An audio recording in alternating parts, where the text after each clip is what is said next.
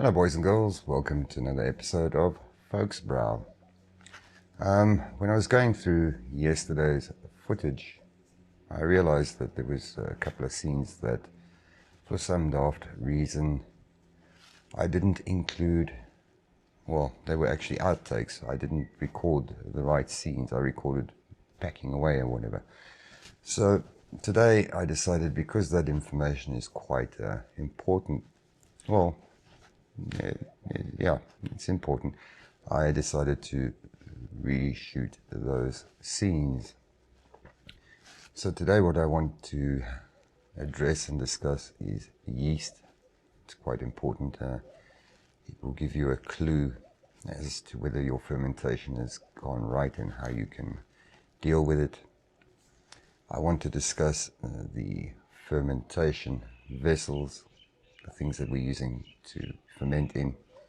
I want to discuss bubblers, obviously, because a lot of these things you're not going to get your hands on with the brew shops being closed.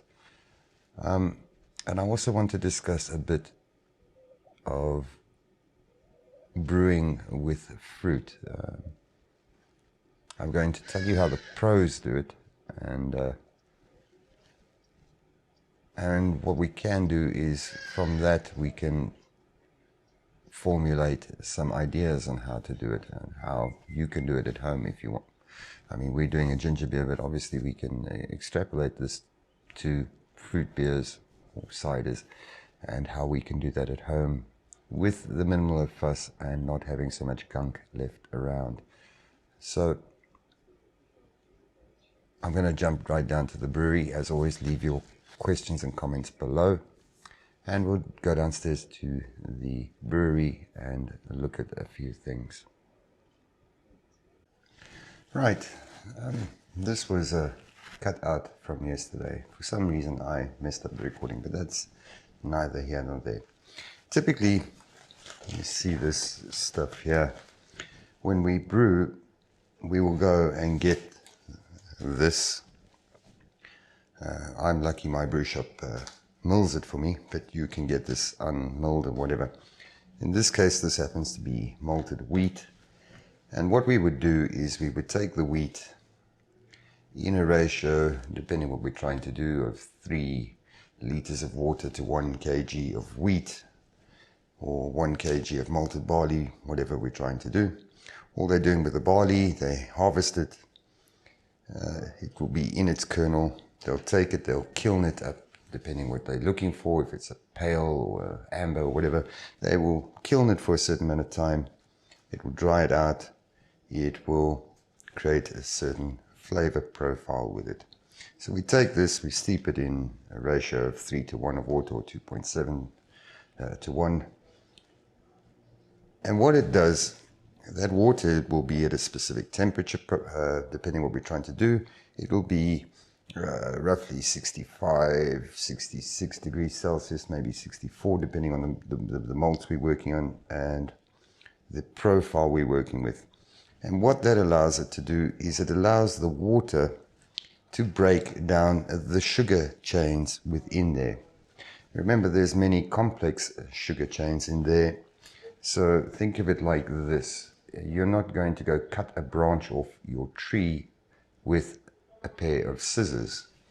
You might start with a chainsaw and cut the branch off, and then use clippers to cut the smaller branches off, and then use scissors to cut the leaves off, for example. I know it's a stupid analogy, but that is what the water is doing to the malt. It is breaking down the complex sugars to smaller chains of sugars and to even smaller chains of sugars that allows us to get a fermentable wort.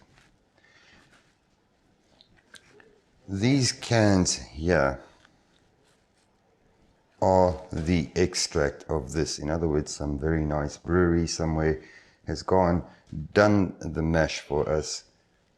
They take that wort and they freeze dry it, and we end up with it in a concentrate in a can. The important thing to know about this, in all cases, this will be a base of a beer. Even Lindeman's Crick, the guys that make the cherry beers and those sort of thing, they start with a base of malt. Okay, very, very important. I can't remember the exact composition of Lindeman's Crick, but I think it's something like a 70% pale two-row, which is something like this. So it'll be 70% of this, and then they might add the other 30% with something like this. So it's always a base malt that we are starting with. It's not that we are putting fruit straight into the thing and yeast and off we go. It doesn't work like that at all. So important to know, we need a base malt, and that's what we did yesterday. We don't, because you guys don't have this, I've used sugar as my base malt, for want of better words. The next thing we need to look at is yeast. So we used this NCP instant yeast yesterday. This is a baking yeast. This is a pack of brewer's yeast. This happens to be Mangrove Jack's Bavarian wheat yeast. The important thing to know with these two things, these two yeasts belong to the same family. It's Saccharomyces cerevisiae. Okay? Now, it sounds like a big word. Don't worry about it. All that you need to know is these two yeasts belong to the same family. The big difference, though, baking yeast is cultivated to do what it does best. In other words, to bake. Brewer's yeast, on the other hand, is cultivated to do what it does best, and that's to brew beer. The big differences between the two. We have a thing called flocculation. In other words, when the yeast is done, how well does it settle? How well does it come out of suspension, out of the beer, and how well does it settle? This yeast does not flocculate very well. We can make it do that, we will get to that, but it does not settle very well. So it will stay in suspension quite easily in your beer, and that's why your beers might taste a bit off. This strain of yeast, well, this particular one doesn't flocculate that well because it's a wheat yeast, but in general, brewer's yeasts will flocculate relatively well. In other words, once they've done their job, they will come out of suspension and sit on the bottom of your fermenter, and that is known as trub. And that will be part of the fallout and whatever. The other big difference with this yeast is cultivated, as I said, to bake bread and things like that. So what does it do? It's very good at giving off CO2. It gets in your bread, it expands, and it creates all those CO2 pockets in the bread, and that's why your bread has all those whole pockets and stuff like that, because this is what this is designed to do. It's not designed to convert alcohol or sugar to alcohol. It can, and we'll get to that, but it's mainly designed to give off CO2. This yeast, on the other hand, is designed to convert sugar to alcohol. Okay? They belong to the same family, Saccharomyces cerevisiae, but they've been cultivated to do two different things. Anchor and those guys do make brewer's yeast, so they've changed or they've cultivated the yeast to do that, and it does make alcohol. The problem is that they've pulled it off the shelves in South Africa, so we have to use the instant yeast.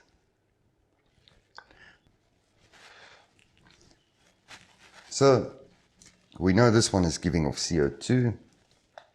We know this one is built to convert sugar.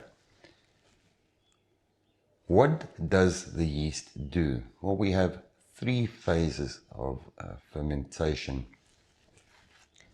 to simplify it. Basically, we have the lag. In other words, you have your wort that we've made, you put your yeast in, and now you wait. And while the yeast gets used to its environment and everything, and before you start seeing any bubbling going on, you have this lag. And the lag can be anything up to 12 hours, 24 hours. Not a worry. We don't want long lags, obviously, and that's why we do the best for the yeast, and we'll get to that. So we don't want a long lag, but you have the lag phase. The second phase is the aerobic phase, and this is where the yeast now in your wort starts eating all the oxygen, because the oxygen is easier to eat than the sugar. And what they do is they go to town on all the oxygen, and they have a big orgy in your beer, for want of a better word, and they multiply. So you will see as we go through the brewing stages, we use 2 packets of this, so that's 20 grams. You will see how much yeast we are left with at the end. It is phenomenal. So the second stage, the aerobic phase, is where the yeast have a big orgy in your beer. They chow all the oxygen, they multiply and get ready to work. Overlapping the end of the aerobic phase, we have the anaerobic phase.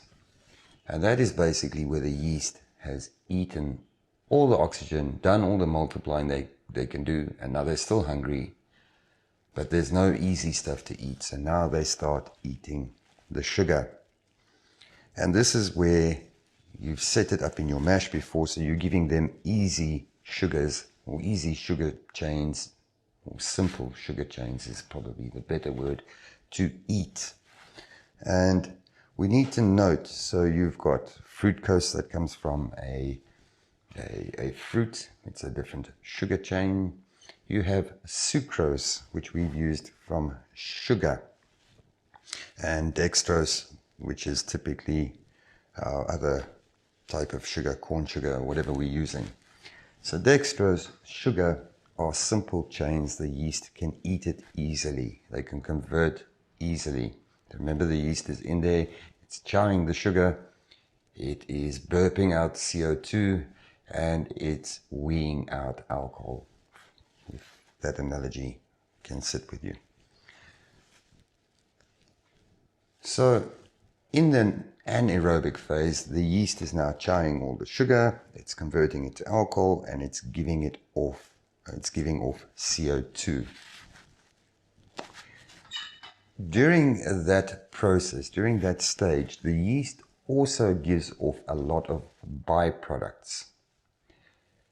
So think of it like this. If you've ever had a beer that is very buttery, it tastes like butter, that is caused typically by the yeast.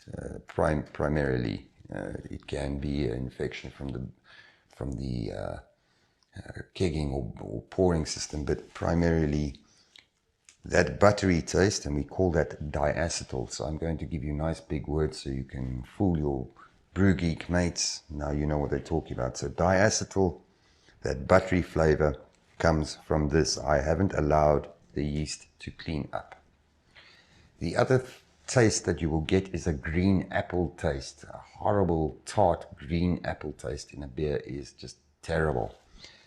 That is because what they say is the beer is too fresh. In other words, we haven't let the yeast finish.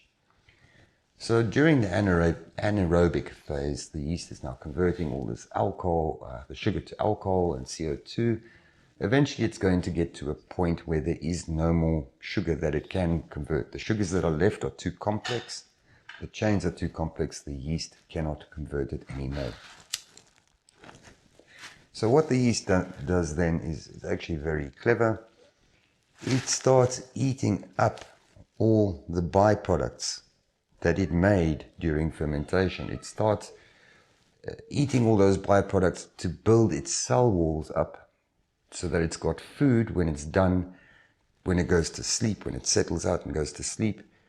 So now it's got a nice strong cell wall. So when you use it again, it's got the strength to come out of that hibernation and start again. So that is the cleanup phase, the fourth phase that we don't normally talk about. So the three very important, 4 very important stages of fermentation. We have the lag, where we're waiting for the yeast to get used to the habitat. We have the aerobic stage, where the yeast is eating all the oxygen and multiplying. We have the anaerobic stage, where the yeast is now eating all the sugar, giving off byproducts and things like that, and making alcohol. And then we have the cleanup stage, where the yeast now eats up all those byproducts and cleans up after itself and goes back to sleep. There are very important things to know with yeast, and as brewers we can use this to our advantage. The same way we can build a profile in the mash, we can build a profile during fermentation with the yeast, and that is done by stressing the yeast. Now, it's not very difficult. There's a few things you can do to stress the yeast. You can use temperature. So if you ferment out of the yeast's comfort range, it will release certain profiles, certain flavors and aromas. You can use that to your advantage. So too high, too low, you will stress the yeast and you will get different flavors and aromas. Unfortunately, this stuff is built for baking, so we can't go and stress this with temperature, because it will give us, I suspect, quite horrible aromas and flavors and things like that. So we want to ferment it within its comfort range. We definitely don't want to ferment the temperature too high. This yeast, on the other hand, the Mangrove Jack Bavarian wheat, just out of curiosity, they give me the temperature range that I can ferment it in, 18 to 30 degrees Celsius, this specific yeast. I can tell you from first-hand experience, this specific yeast, when I ferment with it, I ferment a wheat beer typically at 17 degrees Celsius for the first 36 hours. Okay? Because when you start stepping up the temperature, and those of you that know your wheat beer, you will know you get a banana ester on the wheat beer. Now, when you're making wheat beer, you don't want a banana milkshake. You just want hints, subtle. Everything must be hints. So I ferment this at 17 degrees Celsius, and I get more than enough banana ester. Another big word for you.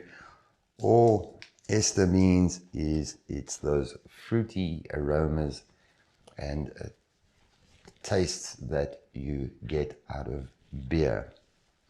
Now, one of my Twitter followers, one of her tweets, and that's the point of making this video, was about a thing that she tried to make, and it was completely horrible. And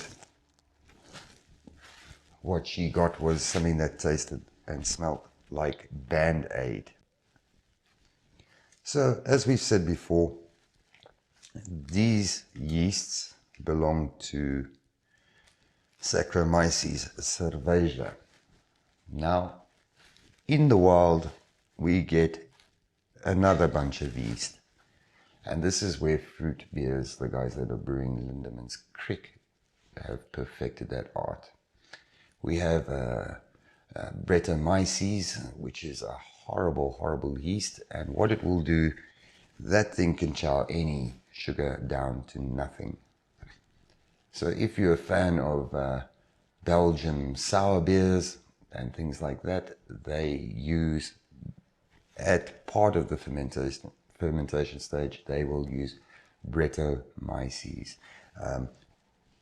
Us at home brewing the ginger beer, the fruit beers, we don't want that anywhere near our brew. That is the thing that is going to spoil your batch.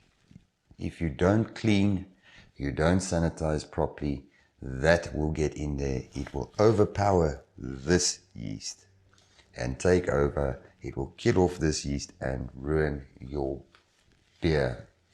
You will know if you've got this thing when you're done and you look at the top of it and you've got a green, grey gunk mold on top. It is horrible. It comes from not cleaning and sanitizing properly. Another friend or colleague that belongs in that same family of the Brettanomyces is the thing that is going to give you that band-aid. Remember, we are not mashing, we're not boiling, so we can't oxidize our beer. So it is a yeast infection. Now, unless you really like the taste of that, I suggest you turf your beer if you get that. So trust me, that used Band-Aid, horrible, burn your eyes, smell, taste, that's an infection.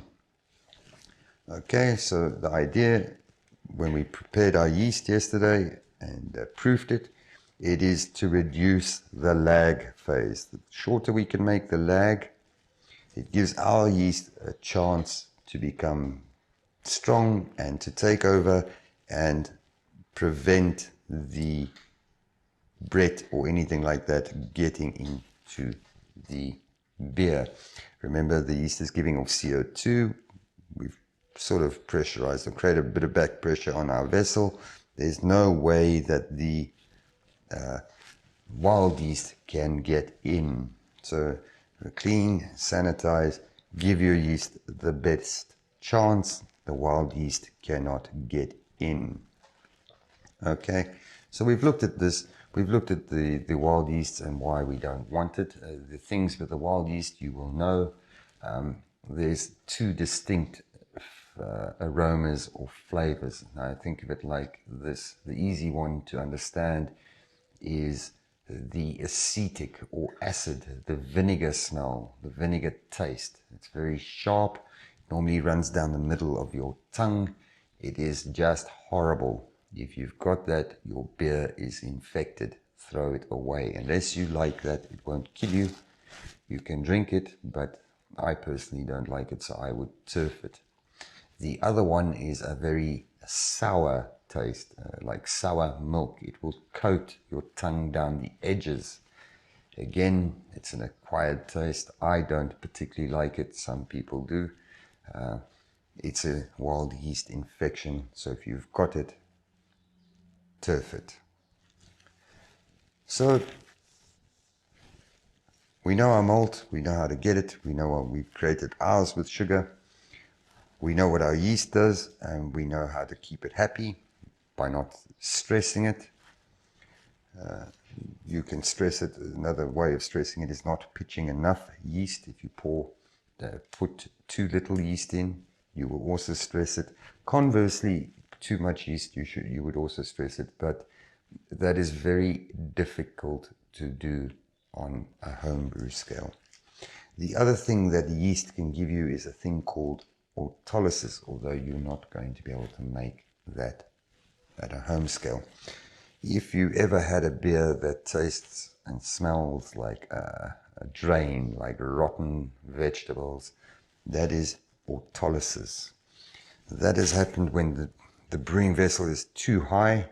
The pressure of the wort inside pushes down on the yeast cell, collapses it and crushes it, and it releases that horrible autolysis, rotten vegetable, rotten drain smell and taste. So you can forget autolysis. It's very, very difficult to make at home. Our brew vessels are not that big. So now we need to look at brew vessels. So let me set up for that and we will look at our different fermentation vessels. So here we have a couple of different things that we can use for fermenting. So you will notice yesterday I am using one of these buckets. What is important to note is the lid comes off and it's a big wide open vessel. If I'm going to brew with fruit, that's ideal because I can open the top, I can get in and I can clean the vessel. What you'll notice with this vessel on the bottom here is a spigot little tap. I don't particularly like using that tap thing. This vessel comes with a stopper. I take the tap out and I put the stopper in. What is going to happen during our fermentation? The yeast is going to do all its magic, and when it's done, it's going to start falling down and compacting, and it's going to form a layer here on the bottom with whatever other stuff that you had in, hop leaves, whatever. We don't have hop leaves, whatever, but it's going to form a layer of trub. The problem is with the spigot, when we decant the beer, that trub layer is going to come out the bottom into our bottles, so we're going to get a lot of that horrible, messy yeast and trub and stuff, and we don't want that in our beer. So I typically take that out and I leave the stopper in, and when I'm ready to bottle, I will use a bottling like a wine siphon or something like that and bottle into the bottles that way. The important thing to know is that it's got a nice big open rim. So I'm going to take that one out the way, because you guys are not going to have that normally at home, unless you can buy big buckets like that, like the, I don't know, what are they, like the old Steri nappy buckets with a flat lid. That's also ideal for what we're trying to do. So ideally you want a cylindrical flat bottomed vessel like that with a flat top. So it just makes your life easier to clean. So typically what you guys are going to have, I'm just going to move this closer.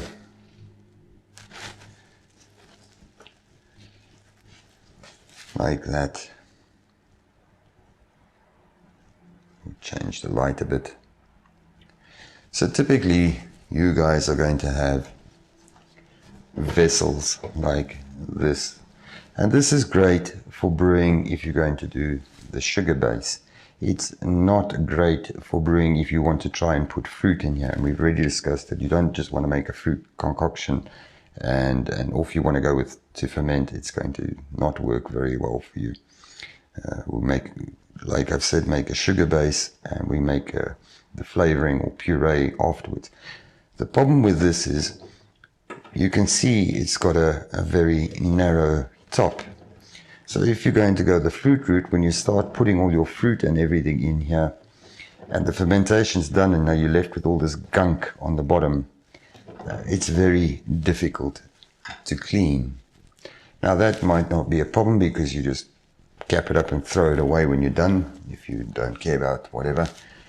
But if you're using a bigger vessel and it's harder to come by, you want to clean it. And if all this stuff is trapped in here, you need special type bottling cleaning brushes that you probably can't normally get in here and to clean. So you see, I have to bend my fingers in here to clean. Now imagine trying to do that without a brush or anything.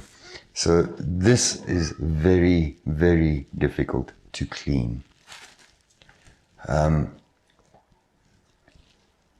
There's no reason why you can't ferment with it, but I would avoid the fruit thing if you're trying to do that. Do the ginger or whatever. This is ideal, because the trub will settle here, and then that's easy enough to clean and get out. Now, when we've put everything in here, we put our yeast in, we can't have this open to atmosphere. Sure, the wild yeast can get in while during our lag phase, which is not ideal, so we don't want that. So we need a thing like a bubbler. So what, you guys are not normally going to be able to buy these things. Well, normally you can, but in this time you won't be able to buy it. What you can do, the top that will go on here, the lid, just drill a hole. Remember, we're not worried about vessel tight sealing here, because this is home brewing, and if we can reduce the lag, we can get our yeast to take over. this is going to be blowing out anyway. The wild yeast is not going to get in.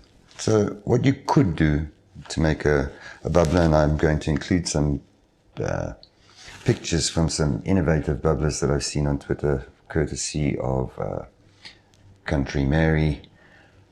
But the easiest way to do this, the lid on this, drill a hole in it and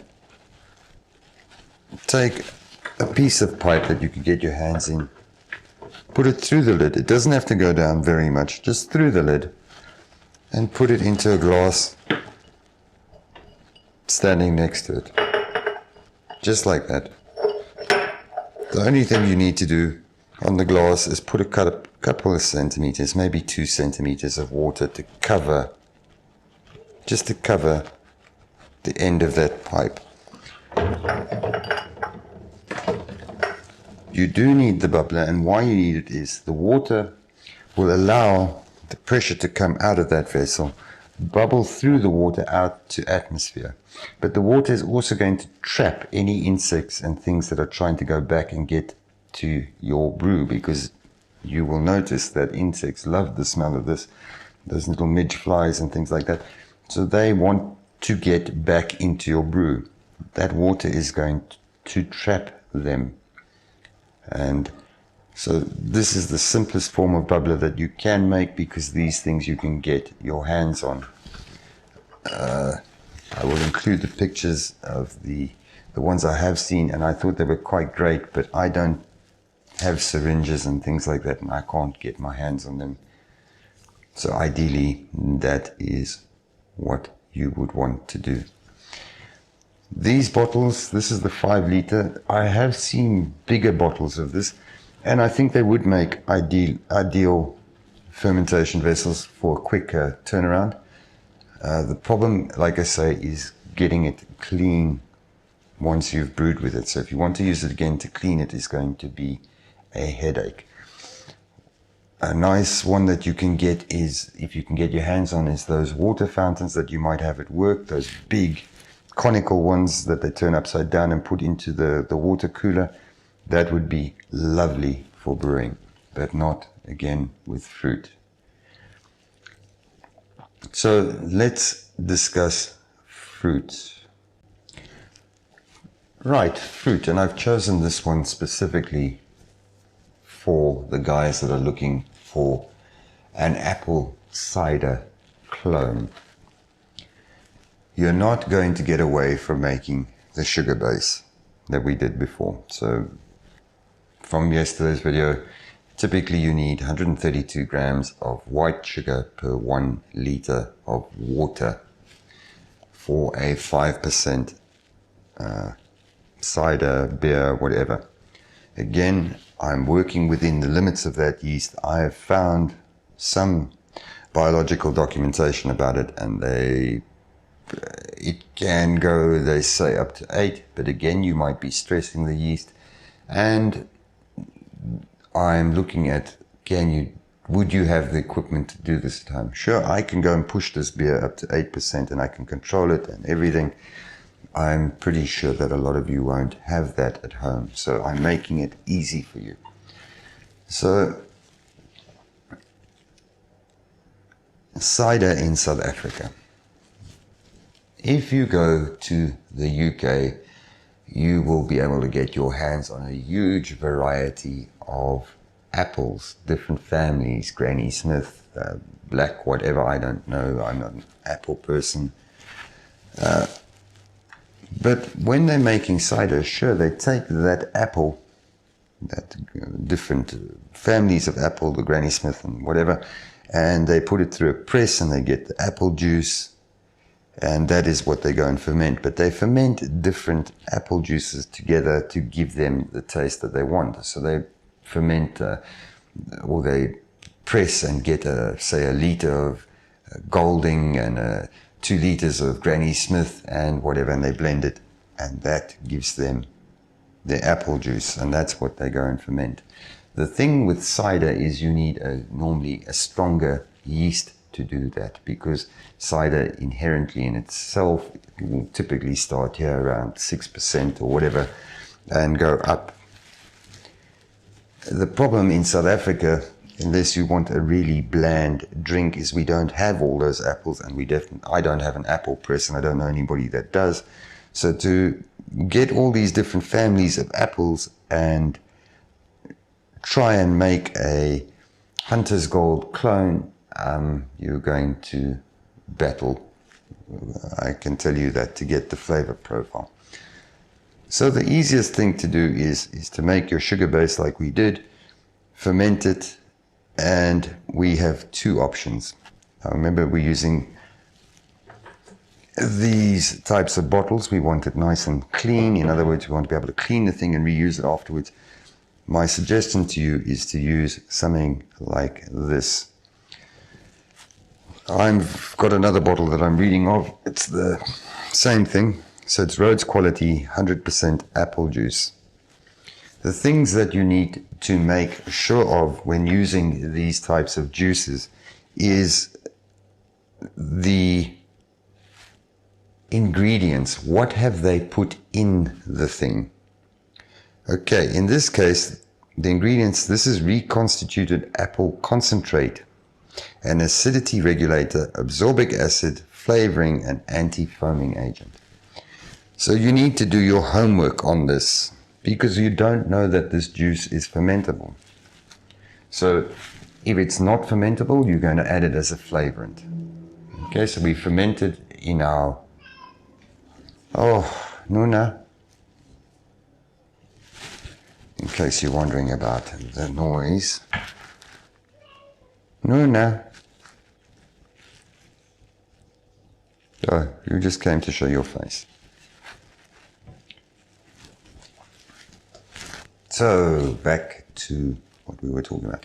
So if they've put something in your apple juice that inhibits it from fermenting, in other words, it might be a preservative or something like that, and I can go on and give you a long list of it, then you cannot just take that juice and put yeast to it and make alcohol, because it will not ferment. So you really need to check the ingredients. In this case, with this stuff, this Rhodes apple juice, they don't have massive preservatives and things like that in there. In fact, if you open this thing, you've got to drink it rather quickly. So this you would be able to ferment. But if you get the stuff that's not fermentable, then you make your sugar base and you add this at the end of fermentation, and you add to taste. You add it as a flavorant. So you're going to have your Hunter's Dry or Hunter's Gold clone. If the stuff is fermentable, like this stuff, this is a very expensive way to make booze, because you're going to take a whole whack load of this, a whole lot of bottles, and add your yeast and try and get it going. Remember, you're going to stress it, because this is going to be fructose. Your yeast is not going to get going straight away, and you run the risk of infection. Never mind stressing it. But you're going to use a lot of these. Imagine trying to, this is, what is this? This is 1 liter, so I need to use 25 of these bottles. I think this is, I don't know, $20 or something, $25. So you're already talking over 400 Rand to make a batch of beer. Is it worth it? I don't particularly think so. Remember, we got to take cost into it and taste. So what I would do is I would still make the sugar base, and I would add this to taste at the end. Remember, if it's got preservatives and stuff in it, Google it, you will see what preservatives you don't want in there. I think, what's it, sodium, whatever. They don't ferment, so they will inhibit your fermentation, so you will be stuck now with the sugar water, with your flavorant, and it won't go. So make your sugar base, get one, whatever you like, and when the fermentation is done, add this as a flavorant, but add it bit by bit and as a taste. So this is just apple juice I just happened to see and I bought because of the questions and for this, what I've seen on Twitter and for the video. But you get different juices. You get mango, you get lychee, you get whatever. So the way to go with this, I would make a sugar base, ferment it out, get the one with the preservative and add it to taste at the end of fermentation. And then you are good to go. Otherwise, get this type of juice, buy 25 boxes of it, make yourself a hell of a strong yeast starter and ferment it out. But this is going to be a very expensive exercise to make alcoholic cider. Right, so we've talked about base malts and how they brew fruit beers normally. We've talked about yeast. This is very, very important. I cannot stress it enough. You need to really look after your yeast. If you go to the shops and you get this off the shelf, please keep it in your fridge until you're ready to use it. When you're ready to use it, when you start your brew day, because these are quick brews, you can probably take it out the fridge the night before. If you're doing a batch like this, then I take it out when I start my brew day, because this is a whole day affair to get to where we were, where the other one is an hour or two of your time. Keep it in the fridge, look after it, always proof it. For every 10 grams you want to use 100 mils of water at around 32 degrees Celsius. You just sprinkle it on like we saw yesterday. You leave it, you just cover it obviously, leave it in a dark place, like your microwave that's off, and you will see it will start forming a cream and flour and everything like that. Then you know it's good to go. We know that this one is going to give a lot of CO2 off and it's not going to flocculate that well, whereas this one is designed to flocculate. We've looked at our brewing vessels and why you don't want to pack this whole thing with fruit. Obviously because you can't clean it. And we've looked at how to make a makeshift bubbler. Very important when the wort in here is fermenting, it's giving off CO2. Yes, it will be giving off CO2, but it's also giving off a lot of off flavors. So you can't just cap this thing and leave it. The yeast has to do its job and get rid of all those off flavors and aromas, and it bubbles it out. So you need the bubbler, you're not going to get away from it. So let the yeast do its work, let it clean up, let it get rid of all those off aromas and make yourself a good beer. What have I missed? If anything, have I missed anything? I don't know, you're going to have to let me know in the questions below or the comments below if you have questions. This, yes, you can ferment it and you can make yourself a cider. It's going to be very expensive, or you can go the hard route and try and buy apples and crush it. I still think it's a long way or hard way of getting everything. The problem when you're brewing with this, we can be guaranteed of the taste because they can make it consistently. If I go buy a packet of apples off the shelf, I can't be guaranteed of the taste because I don't know what stage of ripeness it is at or anything like that. So anything like that where I'm using raspberries or strawberries or anything like that, I cannot be guaranteed of consistent taste. The way I can is to make my sugar syrup or my sugar mix. I know I've got my base, I know what I'm going to work with, and what I can do then is make a puree of whatever I want to use, which would be another idea. So you take your apples that you've got, you peel them, puree them, and flash pasteurize them, and then you can add it to your mixture afterwards. You add it to your brew when it's done afterwards to taste. That way you can control the taste, and you're also not left with a huge gunk of stuff in here that becomes very difficult to clean. wines, when people want to make now wines, that's going to be very difficult. You're going to use grapes and things like that. Again, this yeast, although these guys make a yeast brand, Anchor does as well, for wine, you're not going to get it on the shelves. So you're going to try and ferment something that's got complex sugars that need to be broken down to simple sugars.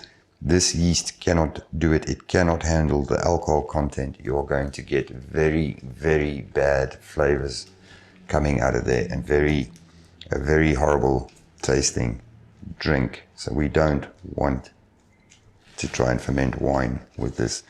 And we also don't want to do beers that are too strong with this stuff. It's not designed for it. We've looked at the esters, the fruity aromas and tastes. And the other big word that you need to know is the phenolics or phenols. That is that band-aid aroma that would fall in there. Spiciness, so clove would be a phenol. The clove we would want in a wheat beer. So keep your brew simple, keep it clean, keep it sanitized, and you will be able to do this very easily. So let's have a look at what our brew is doing from yesterday. So here's our brew. You can see the water trap is pushed and it's bubbling away. It's not going like the clappers yet, but it's going. If I look in here, I don't see any troop or anything forming yet. I think this fermentation is going to get a lot quicker, so the bubble rate will get a bit wilder as the yeast gets to its anaerobic state. Our temperature is sitting at 18.6. I might pick that up this evening to about 20, depending on how the bubble rate is looking. So our brew is going on. So let's go upstairs and finish. And that brings us to the end of another episode. I just want to say a few things about the fermentation vessel. Remember, you're sitting with a large mass of, or large volume of liquid. You're not going to change the temperature on that instantly. So we need to keep the fermentation temperature relatively constant in the beginning of the fermentation phase, and that we can do with the towel trick and the fan that I showed you. The thing to know with the fermentation process is that it is an exothermic reaction. In other words, the yeast is doing its thing, and that process is giving off heat. So you want to control it only in the first 24, 36 hours. Then you can take your blanket and everything off, and you can move your fermenter to a nice warm room, and the temperature will rise naturally on its own as it's going on, which is nice. It will give the yeast a bit of acceleration, and it will chow up after itself. So it's only the first 36 hours. So you're not going to change the temperature that quickly, and you will see when we get to clearing this mess, because this yeast doesn't flocculate. So there's a few ways that we can clear it, and we will cover it in detail in a future video when we get closer to the state, to that part of it. Again, it will be a thing that you can buy off the shelf if you want to use it, or you don't even need to use it. Typically we use gelatine, and that's very easy to come by. from your shop. We just put it in and we will crash the beer. In other words, we will put the vessel as it is into a chamber or fridge, if you've got, or a deep freeze, even better, and we will bring the temperature down to ideally about 2 degrees Celsius, and we will leave it there for a few days just to drop all that yeast out, and that is going to just clear the beer. Because the thing that most people don't understand, if they don't drink craft beer and they're attempting this for the first time at home, or they're not used to it or whatever, is that there is a lot of yeast in suspension even when you are done. We do not have things like centrifuges and those sort of things that we can filter with at home, so we cannot get all the yeast out. So I think I can't remember the amount of cells that would still be present in your beer, but it's hundreds of thousands. And the thing to understand with yeast is it's very rich in vitamins, especially vitamin B, and you might get the runs if you drink too much if you're not used to it. So we want to get as much of it as possible out when we get there. The fruits I've addressed, I still say if this is your first or second or third venture out, do not go I'm going to do it by hand route. Use what is out there for you. It's made, it's cheap. We don't want to push the cost of a batch of beer that might go wrong up horrendously. I mean, I can tell you, if I brew from grain with hops, a 25 or 30 litre batch, if I'm making something fancy, will cost me, I don't know, let's say 300 Rand, all things being. If you try and go the whole fruit route and whatever, you're now looking at 400 plus Rand for a smaller batch. It's not worth it. Do it this way. It's easy. It's foolproof. You will make reasonable to good. I actually think it's going to turn out very well. Beer out of the bat. You will not end up with a whole lot of problems and things that you need to try and correct as you go along. So if you want the fruits, use the puree road and go down there. Fermenter, we've talked about the different types and why, especially with cleaning.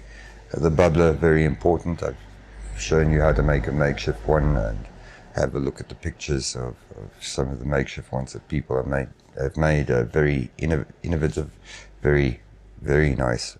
Like I said, I don't have syringes and things like that, so I can't do that at home. If there's questions, please hit me up in the comments down below. I am more than willing to answer and to help. I have looked at various brewing texts that I have to try and formulate this and make it as simple. But if you have difficult questions, please do ask. I have no problem answering them. Like I say, I've tried to keep it simple.